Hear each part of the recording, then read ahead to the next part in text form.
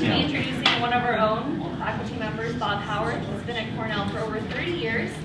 He did his bachelor's at Amherst College and then his PhD through a joint program between MIT and Woods Hole Oceanographic Institute. And he's been working on methane since the 70s, on and off. So today we'll be talking about some of his new work. Thank you, Michelle, and thank you all for coming. I'm going to do a couple of things today. I'm going to go through sort of a recent review of some other people's work, but I'm going to show you some new information as well that's not yet published. It's a manuscript that I have out for peer review. So this is, I gave a short talk on it at the AGU meeting back in December, but this is the first long talk. So it's a bit of a hodgepodge, but bear with me. And the context, of course, is that we want to address global warming. We want to keep the planet well below 2 degrees Celsius above the pre-industrial baseline. That's what the nations of the world agreed to do back in December 2015 in Paris. And I want you to keep in mind that methane is a critical part of that. I believe, and many other people believe, that we cannot reach that COP21 target without reducing methane emissions. Point number one. To remind you, methane is a colorless, odorless gas. You can't see it with the naked eye. It's a very strong absorber of infrared radiation. That's why it's a greenhouse gas. It's more than 100 times more powerful on a weight-for-weight basis in absorbing infrared radiation. And you can see its infrared characteristic here. Here's a natural gas storage tank.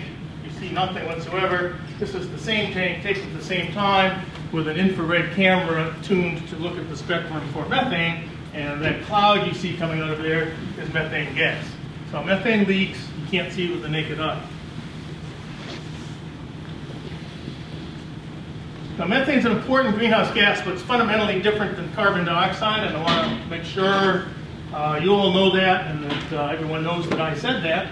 So this is a slide I'm borrowing from Drew Shindell, who was on campus a couple of weeks ago, and Drew compared black carbon or soot, methane, and carbon dioxide in terms of their radiative forcing and in terms of their effects on the global climate. So here, at initial time, he's experimentally putting in a equal quantity of these three substances to get the same amount of radiative forcing. The black carbon decays right away. It has no staying power in radiative forcing. Methane decays pretty rapidly. It's got a half-life in the atmosphere of about 12 years. So the influence is over 30 to 40 years. And carbon dioxide is with us for a much longer time. So that's important. If you look at what it does in terms of the temperature of the Earth, because there are lags in the climate system, even though the black carbon is gone right away, it influences the temperature of the Earth for a decade or two. And methane influences the planet's temperature for 30, 40, 50 years as it slowly degrades. So not as long as carbon dioxide, but still it's important.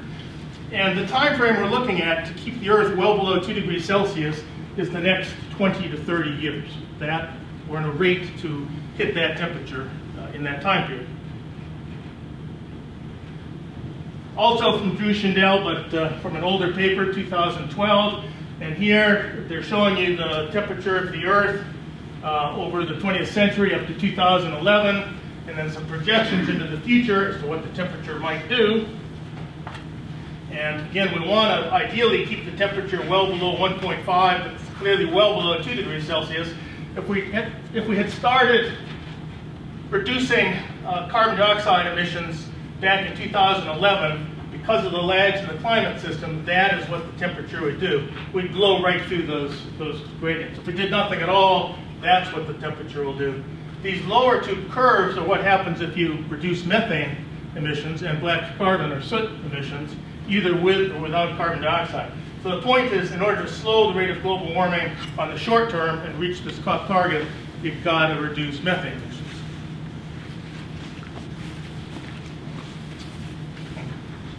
Interesting.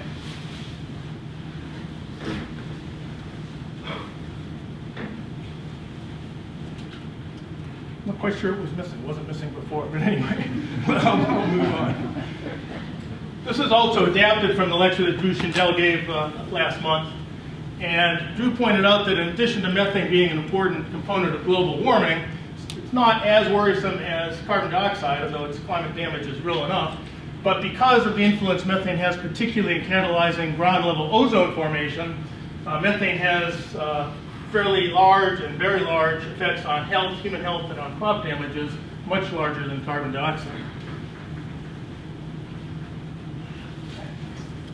So again, from Drew's talk, he calculates that for each megaton of methane, if you were to reduce methane emissions, you would save this many lives, you would reduce crop problem losses by this amount, you'd slow global warming by that amount, you'd save this amount of money. And he very quickly summarized that in a social cost of carbon. And usually people think about carbon dioxide when they talk about the social cost of carbon. Drew's using a figure of about $38 per ton CO2 emitted. That's a moderate value. I think a lot of people would think it's reasonable, perhaps a little on the low end, but reasonable. Methane is also a carbon molecule, so we have a carbon cost of methane too, and when you include the social costs of health and agricultural problems as well as climate change, Drew estimates that the social cost for methane is $2,900 per ton, so much, much higher than for carbon dioxide. So, methane's important. We want to know where it's coming from, we want to know what the trends are, we want to know what we can do about it. And I'm going to walk you through some fairly complicated science, but I'm making some simplifying assumptions here, so if you think I'm being too simple-minded, I just want to make it understandable.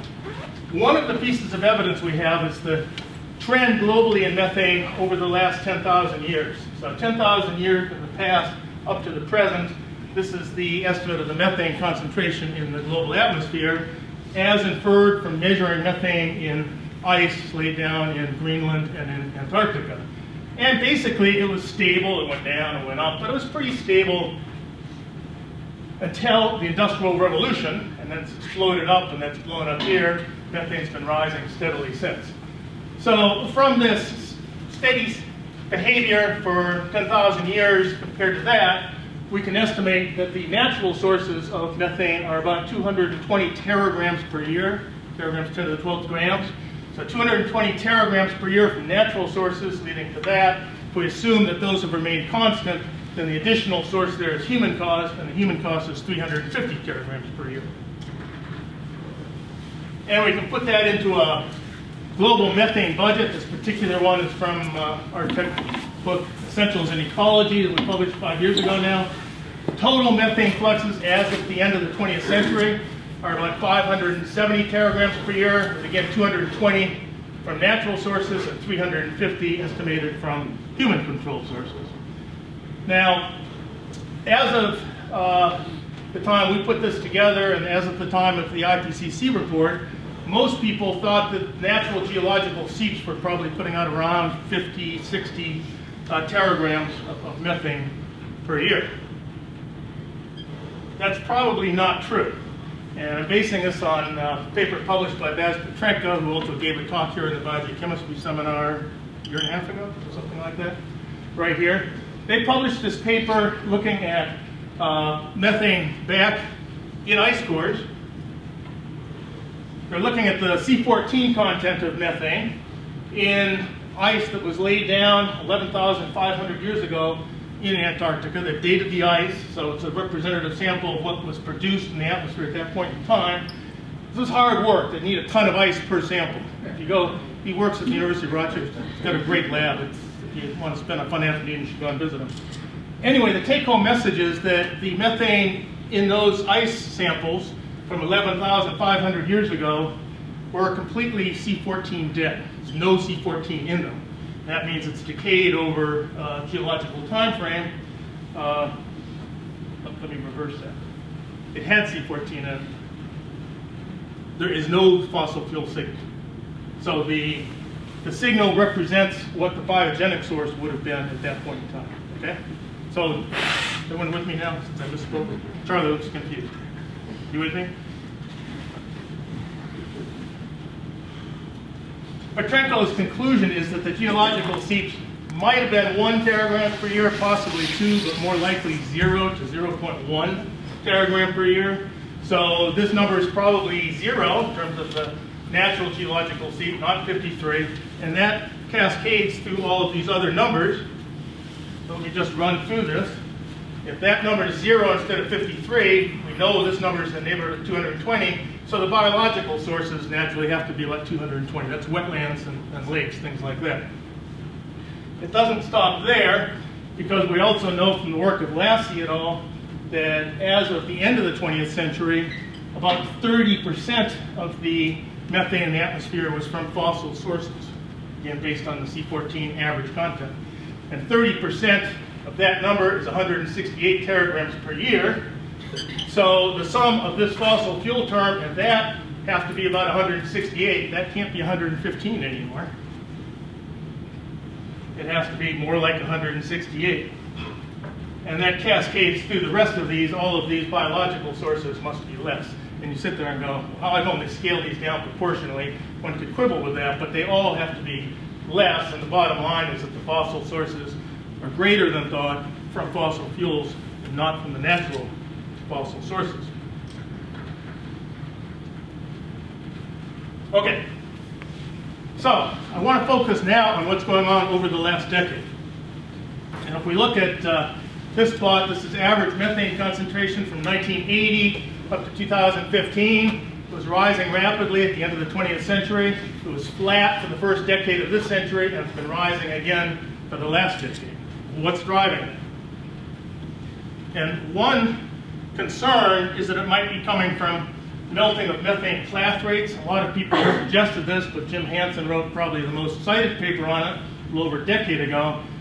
What are methane clathrates? Methane clathrate is a crystalline form of methane and water, ice if you want to think of it, but methane and water ice.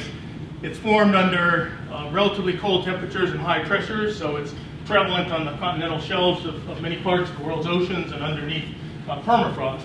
And Hansen calculated by looking at the geological record that if we warm the planet to 1.8 degrees Celsius above the pre-industrial baseline, we run a high risk of melting some of these clathrates and putting methane into the atmosphere. Is that what's going on over the last decade? It's gotten a lot of attention, a lot of good science. Take-home message is no, that's probably not what's going on. Let me just show you a picture or two.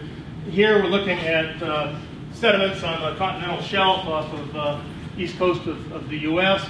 Those bubbles you're seeing are methane. They're coming from melting of clathrates. So methane clathrates do melt, but there's no evidence that the rate of melting has increased. It's a natural process.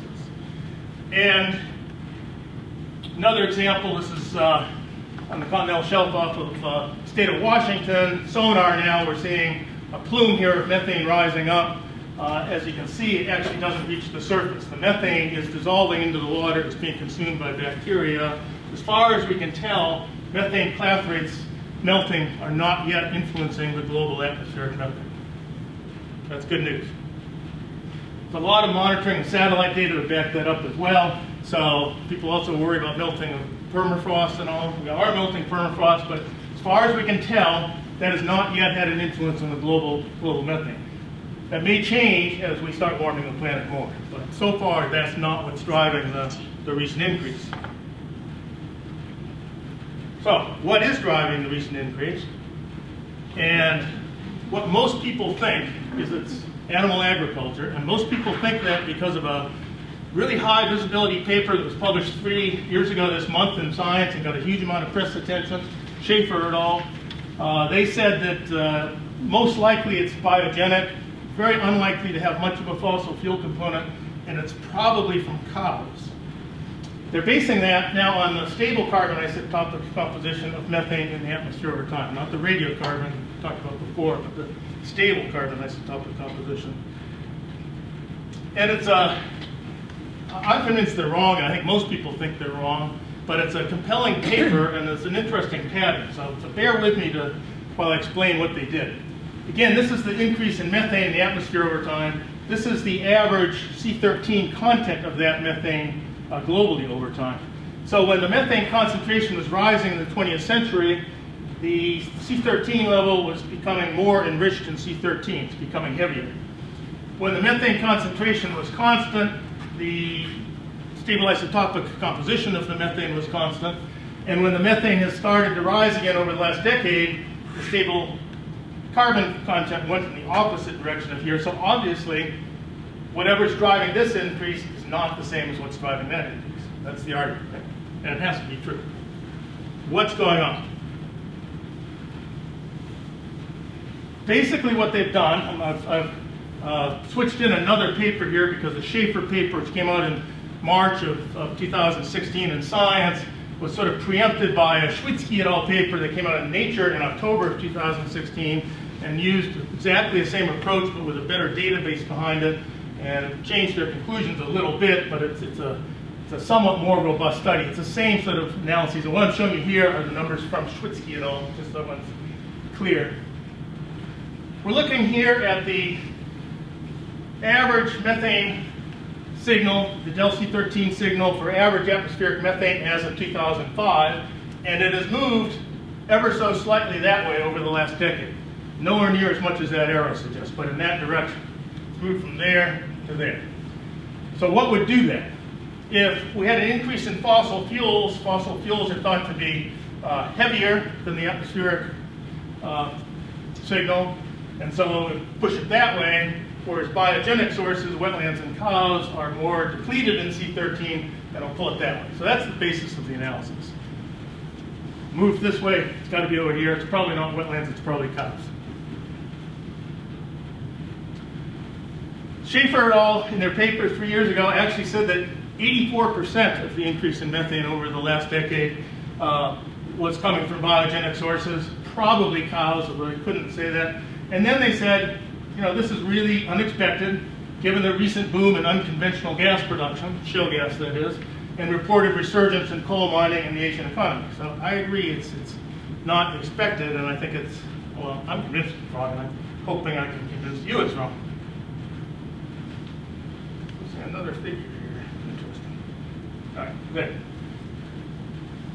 So, one piece of evidence is that satellite data, in this case Turner et al., or his PhD thesis from Harvard, looked at changes in methane over the United States between 2010 and 2014, and they inferred a big increase in the methane emissions over the United States. From the satellite data, they said 30 to 60% of the global atmospheric methane increase over that time period is coming from the United States. Now, a lot of people disagree with this paper, I'll say, but a lot of people agree. And I'm not a satellite guy, and so I don't really know. But if you agree with this, it argues against cows being much of a source because over the last decade or so, cow numbers have been going down in the United States. They haven't been increasing. They're unlikely to be an increased source. If you look at global data on cows and cattle over the last decade, they are absolutely flat. They've gone neither up or down, but it's unlikely, I think, to be the major source simply because of the information on cows and cattle. And there's a very nice paper, Warden et al., published late in 2017, where they pointed out one significant thing that those earlier papers, Schaefer et al. And Schwitzky et al. Overlooked, and that is biomass burning.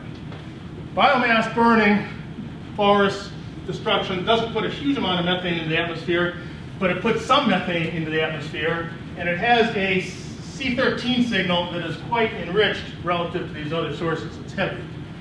So biomass burning can have a disproportionate effect on this. And what Warden et al. Did, Schwitzky and Schaefer et al. Were aware of that, but they just said biomass burning was probably constant over time. What Warden et al. Did was go back and look very closely at global trends in biomass burning, and biomass burning was not constant over time. It decreased over the last decade, and in fact it resulted in what they consider to be a decrease in 3 teragrams of methane per year. So if there's less methane going in from biomass burning, that will move the atmospheric signal that way, even if the other sources are the same. And they recorrected for that. And this is from their paper. I've just simplified it. The plots of theirs, but I've cut out some of the extraneous information. So, what are we looking at? We're looking at estimates for the rate of global increase in methane from the period of 2001 to 2006, and then comparing it with the period of 2007 to 2014, increases in teragrams per year. And on the top would be changes due to fossil fuels, and on the bottom are changes due to biogenic sources such as cows and wetlands. On the left here are the estimates actually from that Schwitzky et al. Paper, Nature, from the fall of 2016. And what they're saying is that the increase is about 17 teragrams from biogenic sources such as cows, and probably only 7 or 8 from fossil fuels. The original Schaefer et al. Period had something of about half of that and far, far higher there. So the better data set from Schwitzky already makes a difference. But when you throw in the fact that the biomass burning decreased, it changes it. So now Warden is saying it's about 12 or 13 from biogenic source and 16 or so from the fossil fuel source. So qualitatively different. Fossil fuels seem to be the biggest source. One more step, and this isn't published, but this is from the paper I have up for review at the moment, and that is how shale gas may have influenced it. So just to remind those of you who don't think on a daily basis about shale gas, which is probably a very small part of this audience, shale gas is the methane that you release from shale formations when you use high volume hydraulic fracturing and high precision directional drilling down through these shale formations. You break up the rock, the methane goes to the surface. That's shale gas. Conventional natural gas is the methane that's trapped in these sort of geological structures, and you just put a well down and take it up, right? Well, shale gas really was a non-phenomenon in the 20th century. It's exploded in the 21st century, and particularly in the last decade. So here's U.S. natural gas production through 2018. This slide's a little misleading. It's from the Department of Energy, but the scale here is 20, not 0. So the conventional natural gas is bigger than it seems. But conventional gas production is going down. Shale gas is increasingly important. It's now a majority of the natural gas production in the United States. If we look at that globally, this is the global production of all natural gas, and this is the global production of shale gas up through 2017, and projections from the International Energy Agency as to what will happen in the future. Shale gas is expected to become increasingly important. As of this time, there's been about of the increase in natural gas production globally, almost 2/3 of that is due to the increase in shale gas production. So it's a big, big change. And it's mostly a North American phenomenon, largely United States. Since 2015, there's been some production in China, but there was none prior to 2015 or 16. So let's take a closer look at that methane, and oversimplifying a little bit for my geological friends, sorry about that. But you can think about conventional natural gas as being the methane that is trapped in these geological structures due to the methane that originated in shale formations and then migrated through sandstone and permeable media of that sort over geological time, and then trapped there, right? The shale gas is what's trapped here behind and never leaves. As that methane migrates over millions of years, a significant amount of it is consumed by sulfate-reducing and iron-reducing bacteria, and that causes fractionation. There's actually quite a literature on this. So that the methane that is here is heavier than what originated here, substantially. Just to show you some data on that, here's one review paper on the stable carbon composition of methane, and also looking at methane compared to ethane and higher weight hydrocarbons. The traditional natural gas would be out here. All of these samples, which you take on, some of these are coal gas seams, some of them are shale gas seams, they tend to be far more depleted, lighter. And again, that's to be expected because it has a lower consumption that the conventional gas had over geological time. So, if we throw that into the calculus, the range of values we find for the C13 content of shale gas is here. It's not here as with conventional fossil fuels, conventional natural gas or coal. So again, the atmospheric signal over time has moved that way over the last decade. Part of that is because biomass burning has gone down, but if we had conventional fossil fuels be pulling it that way, sure, biogenic sources are pulling it that way, but shale gas production also pulls it this way. And it pulls it not as strongly as cows, but strongly enough. So I did an algebraic calculation, back to the envelope if you want to think of it, basically correcting the analysis of Ward et al., adding in the fact that shale gas does not look like this, it looks like that. And in order to do that, you've got to make a couple of assumptions. So let me run through what the assumptions are. We can talk about these in a minute. Tony and Grafty and I spent a lot of time debating these, and he doesn't like some of my assumptions, so we'll talk about it in a bit. One thing you have to do is to assume that the methane emissions from coal and oil have remained proportional to changes in coal and oil production over time.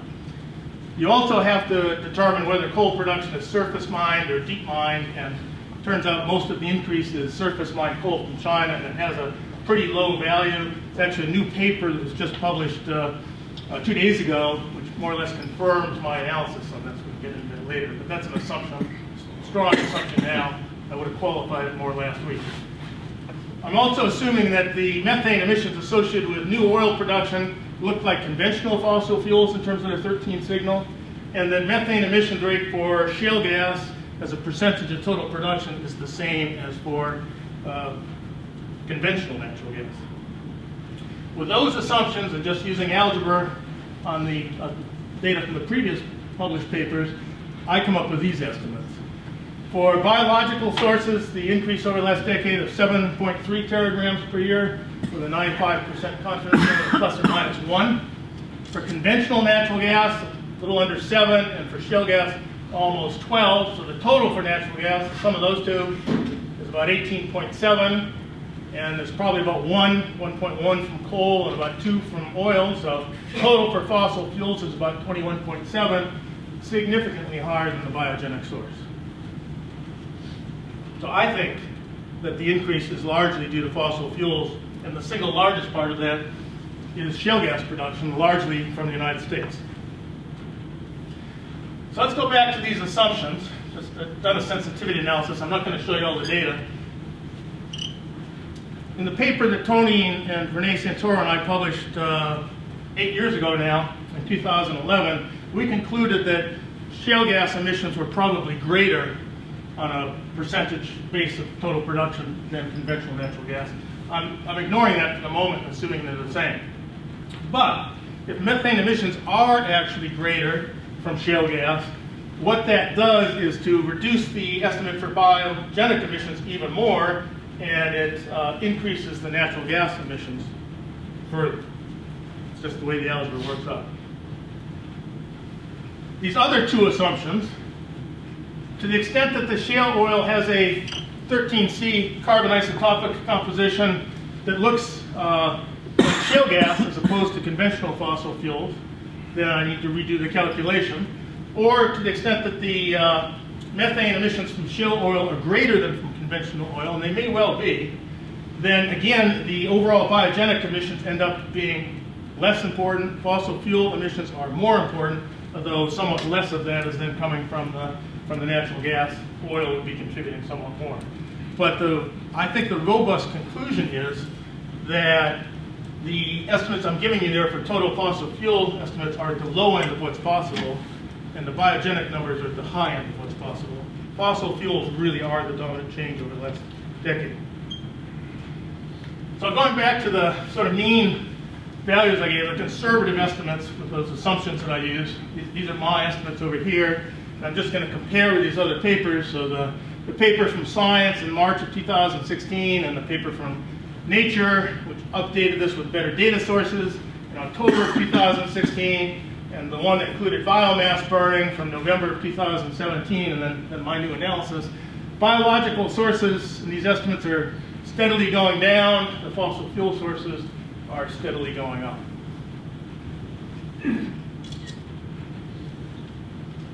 So if I go back to my global budget for what methane emissions looked like at the end of the 20th century, and I update it to what things looked like in 2015, this is a pretty robust number. The overall emissions are higher by about 26 teragrams per year. So we know that. There's no evidence that the natural numbers have gone up, so it's an increase in the anthropogenic sources.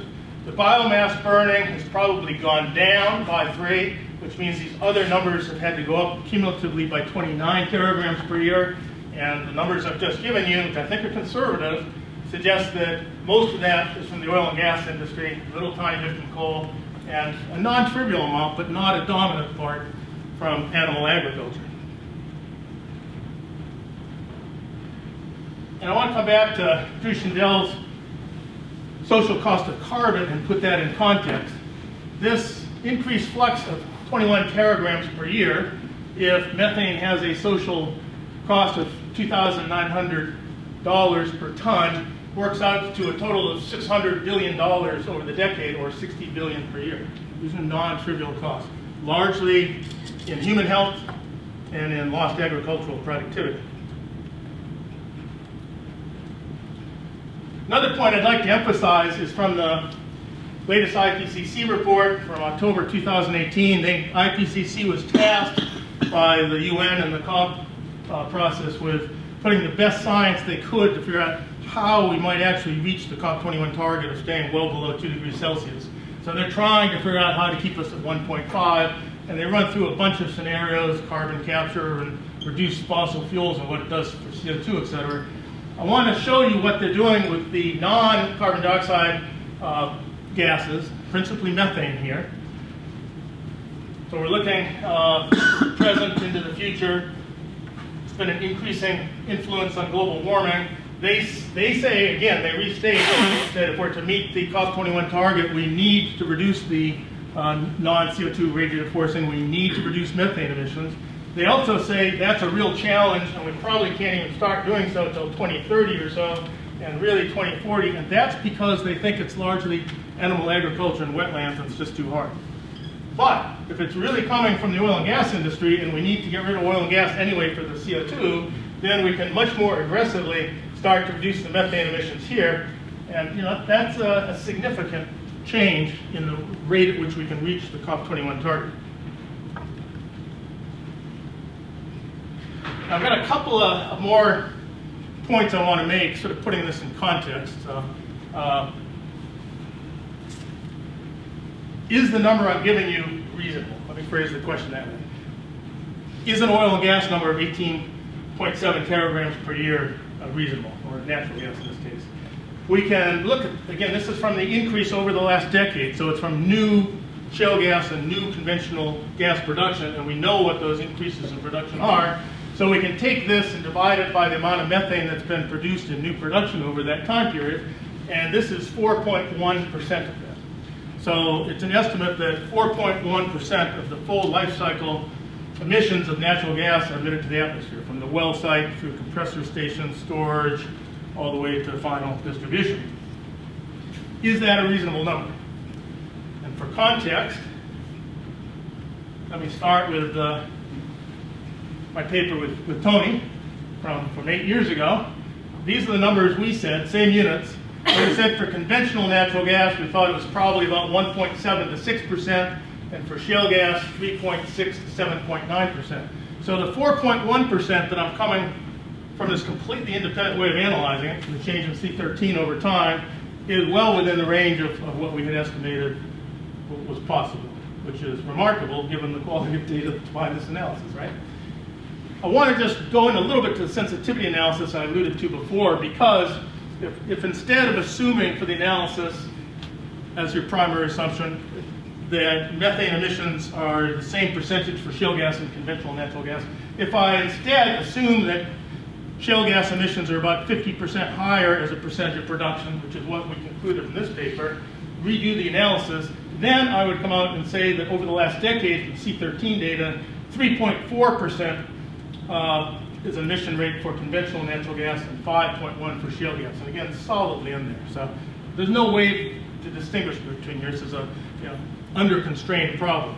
But these numbers are reasonable in terms of what we did there. Another way to look at it, this is one of my favorite studies, Miller et al. Back in 2013. They looked basically at the end of the 20th century across the United States to look at what emissions were. And I won't go into the detail of this. It's based on a lot of observations and an inverse model comparing to the EPA inventory for where things ought to come from.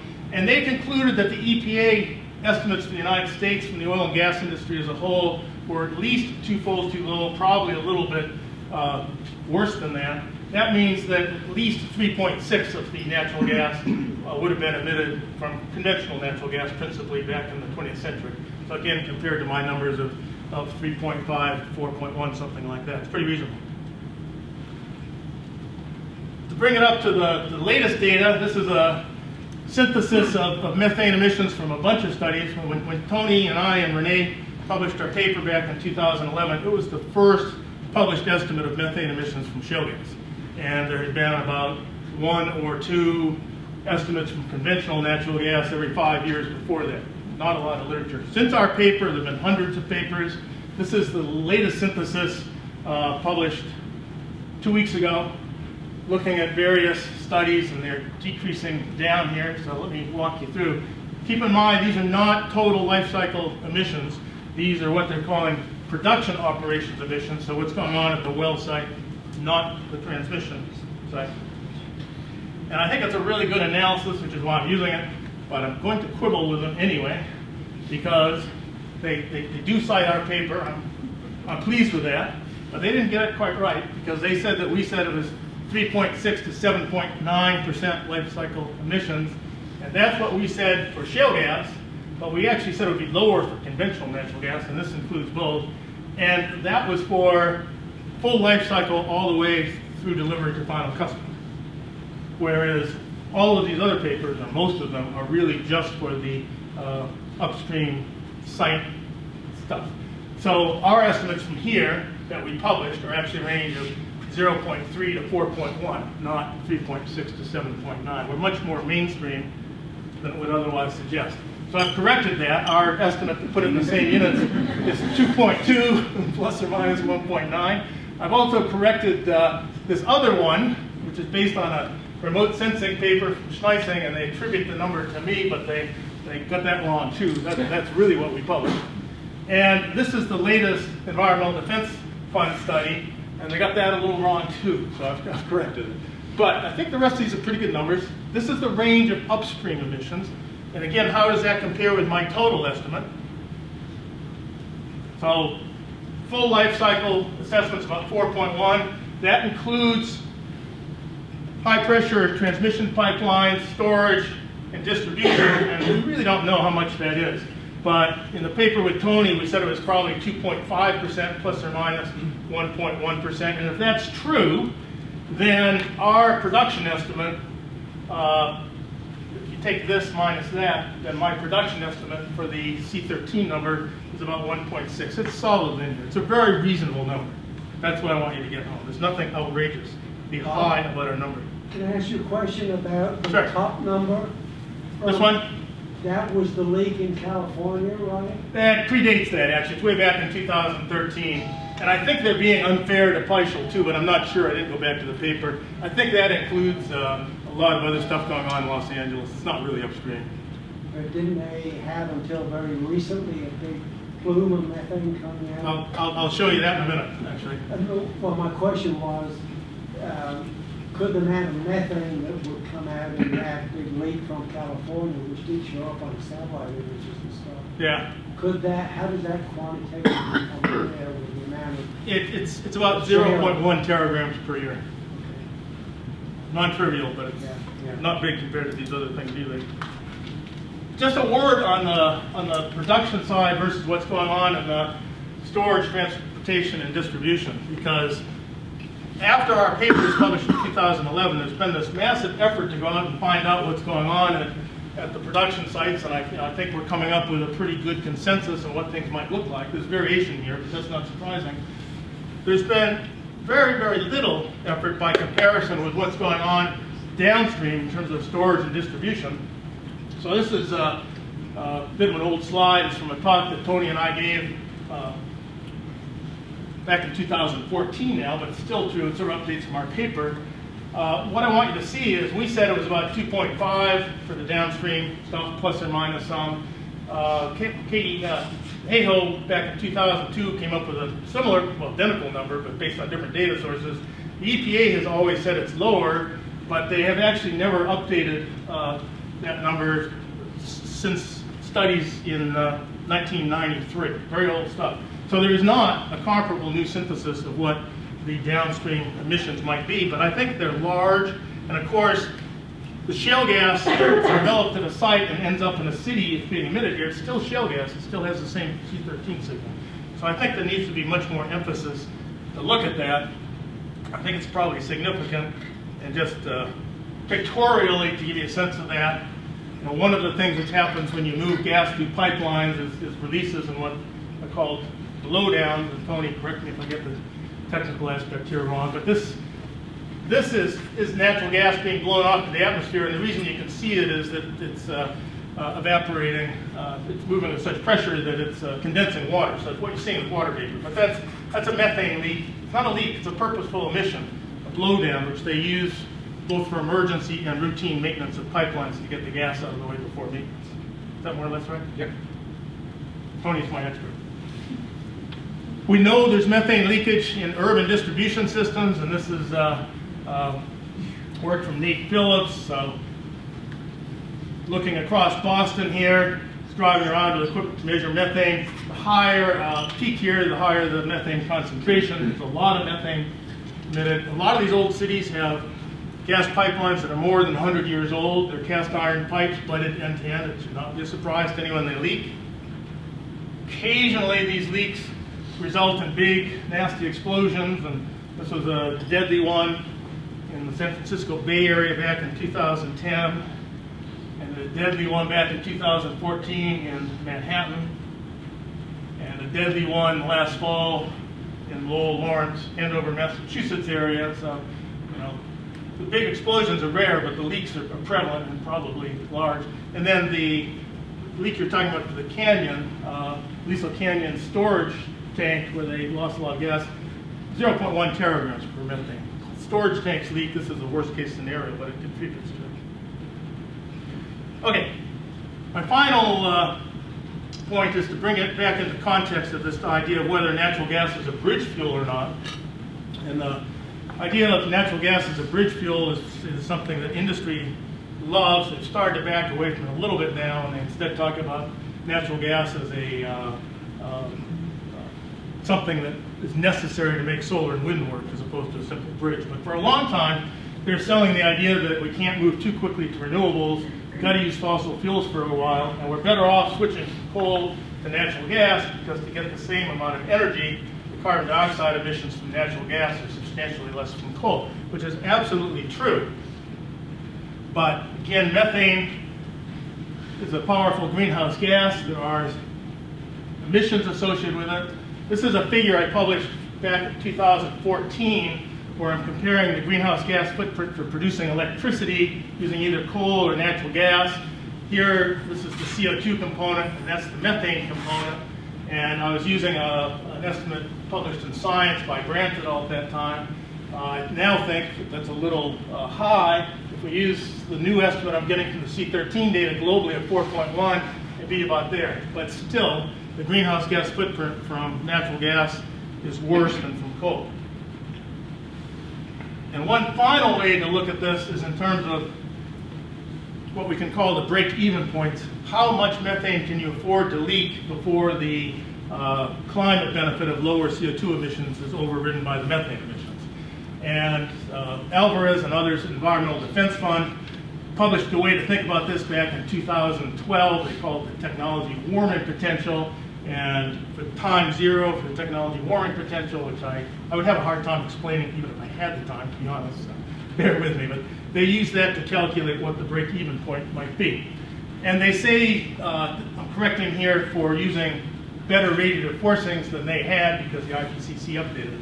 But basically their approach would say that for electricity generation, coal has a lower greenhouse gas footprint than natural gas, but methane leakage is higher than that. In other words, if the methane leakage rate is below 2.7%, then natural gas is desirable.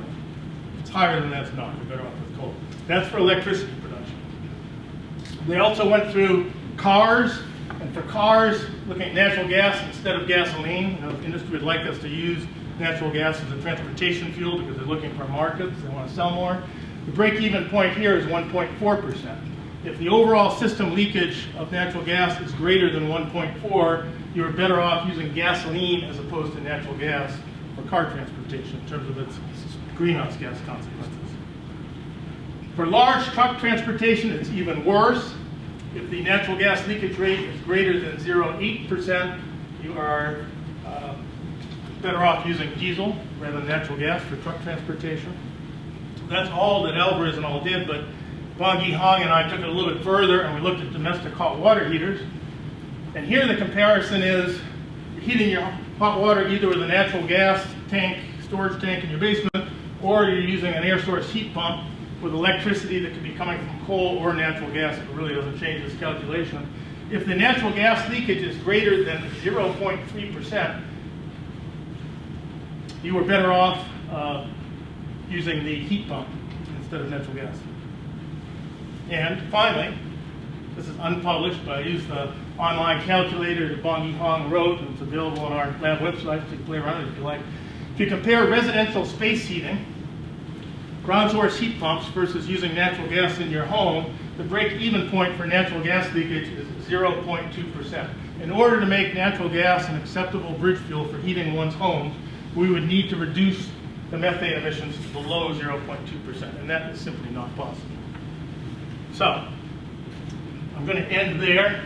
I think the trend in C13 and methane over time globally gives a lot of information. Obviously, there are a lot of assumptions in there, and it's, you can see from going from the Schaefer to the Schwitzky to the Warden et al. Paper to what I've done, that the assumptions matter, but nonetheless it provides a constraint on what could be going up relative to other ways we look at this. My conclusion would be that the global increase in methane over the past decade is driven primarily by the oil and gas industry, with shale gas in the United States being the #1 thing. And so natural gas is no bridge fuel, and we really need to get rid of all fossil fuels as quickly as we can. With that, I will take questions.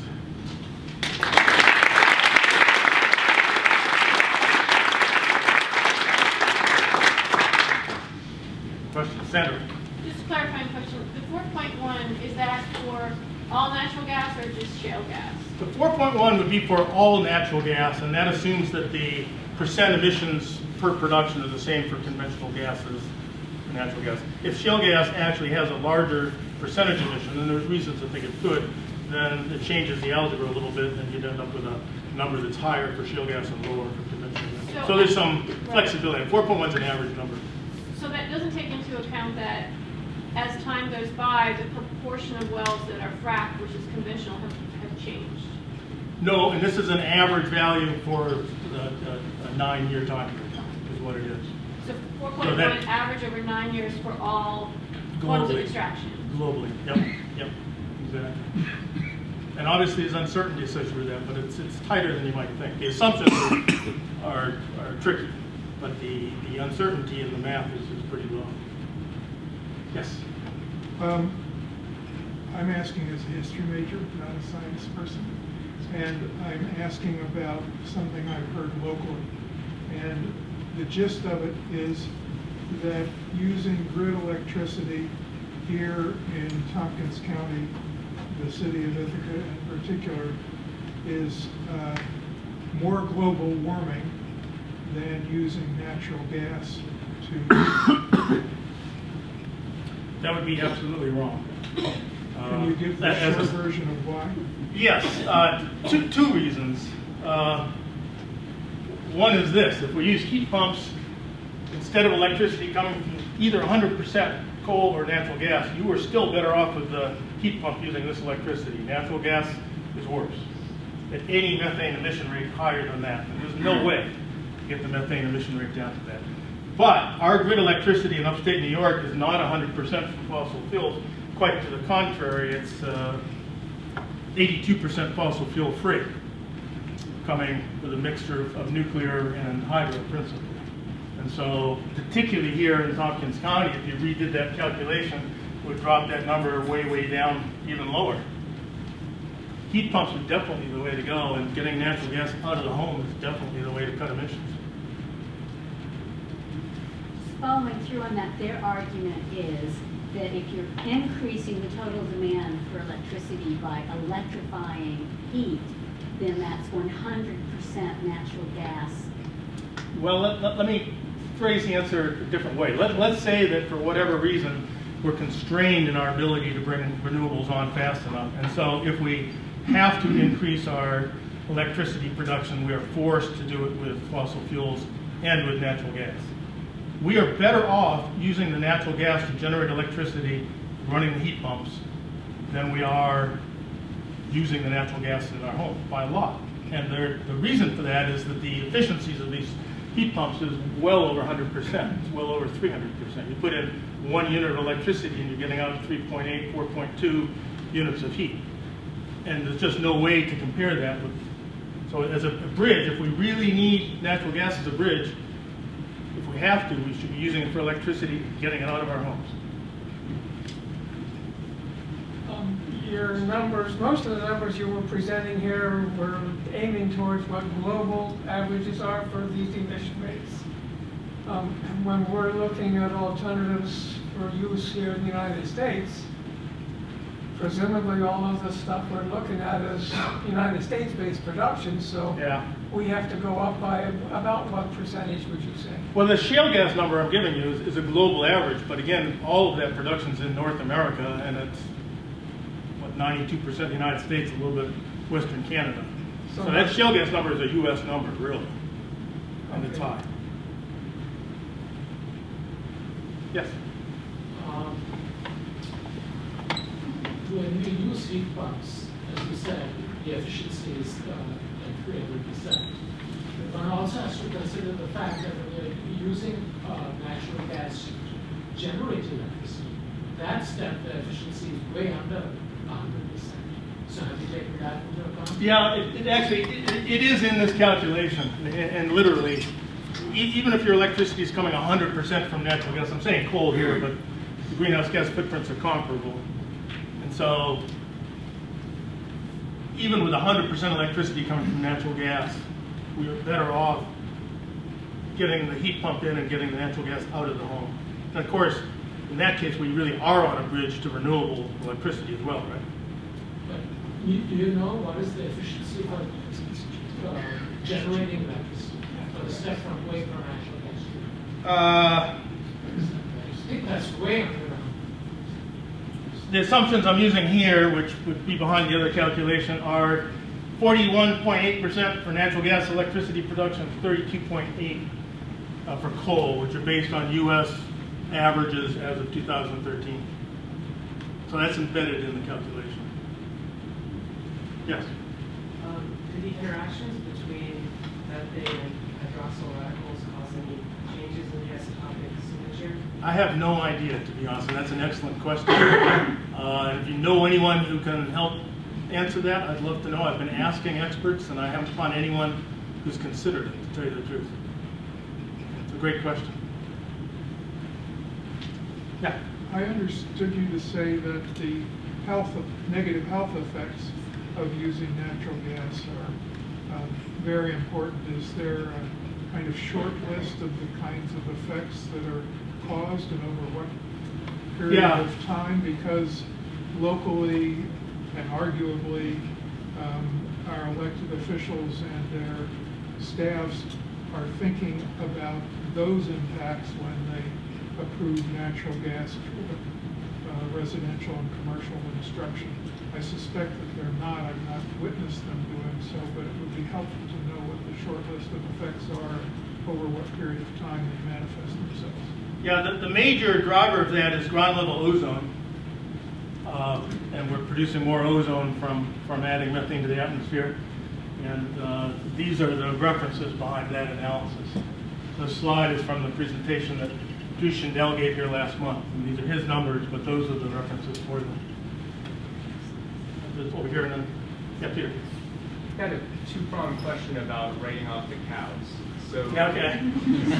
So with an inverse modeling approach, since there's not a just random distribution of cows across the landscape, if you take just the U.S., it seems like that would lend itself to inverse modeling, since similarly shale gas is not randomly distributed. Has anybody done that? It's embedded in some, but not all, of the global models, but there's so many other assumptions in there And quite frankly, I think all of the global models are suffering for a moment because they haven't yet come to grips with the Trentcoat et al. Argument. They have a big background natural seep stuff that throws everything else off. So until they rerun those, I don't know. I think you could do it. The other thing which I'd like to see done is more work now with the C14 content spatially.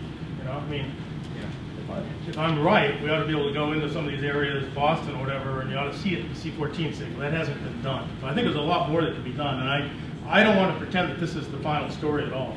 But I would like to point out that if I had one take-home message, really, it's that the Schaefer et al. Paper is a powerful paper that signal of the change in the C13 not going on in the methane. That's cool, right?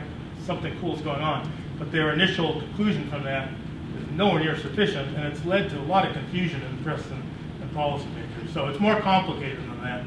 And I'm not sure I'm any more right than they are, but there's a lot of things going on there which are important to think about. So with the cows, the diets, with globalization, the feed supply chain has changed a lot over the last couple of decades. Right. And as mammals, we can all understand that if you change diet a little bit, it can change gas outputs. Right. So I'm wondering if from a animal ecology standpoint, has anybody looked at methane production by cows as a function of diet, and yes. Can that actually explain that? Yes, there's quite a literature, but it's contradictory. The last time I taught the graduate biogeochemistry class here, which was, 3 years ago? 4 years ago, I forget. We took on as a class project having students look at that in part.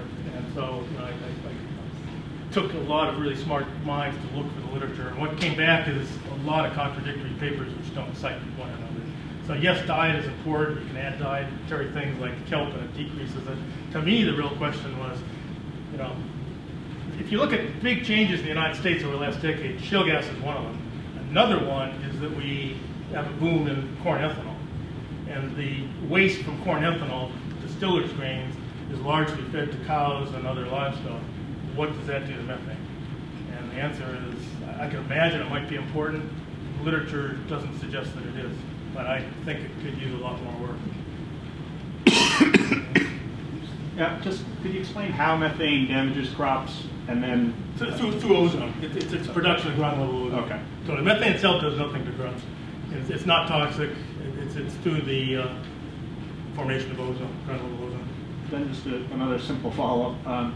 Explain for the general population, C13 is... sorry. Yeah, okay. Methane is a carbon atom with 4 hydrogen atoms around it. So there are 3 isotopes of carbon. Carbon-12, which is a stable isotope, and the dominant one. C13 is a heavier isotope. C14 is a heavier and radioactive isotope. So methane has all of those. It's mostly C12. C13 is a slightly heavier one. And it gives you this information. That when the methane is processed chemically or biologically, it changes that signal because the lighter isotope will tend to be more reactive. So that's the basis of the analysis. Charlie. Can you say anything about what the implications of this research say to what Cornell ought to be doing about its energy policy? You're going to get me in trouble here, right? I had a very... Those of you didn't look. I had an interview with a reporter for the Cornell Daily Sun. It was reported 3 days ago. He did a great job of capturing the nuanced answer that I should give. So, the bottom line is, Cornell has a great pledge to be carbon neutral by 2035. We have some things we're working on for that. There's a lot of things we're not doing. I think we're behind schedule getting there. I think we need to think about it some more. But on the other hand, we are doing a lot, and it's an aspirational goal. So I'd like to see us